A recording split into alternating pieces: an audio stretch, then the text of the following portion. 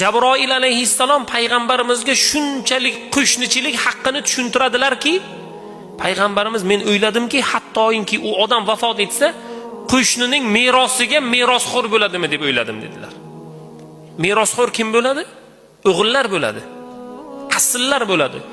Menga qo'shnichilik haqqini shunday mukammal qilib tushuntirdiki, men hozir Jabroil aytib qoladi-da, sen vafot etsang qo'shning ham meros oladi deb o'yladim deydi.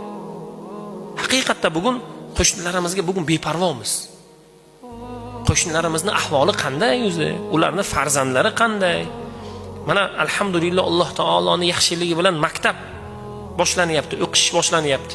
Birodar, farzandimizga bir kiyim olganda qo'shnini ham farzandlari esimizdan chiqmasin.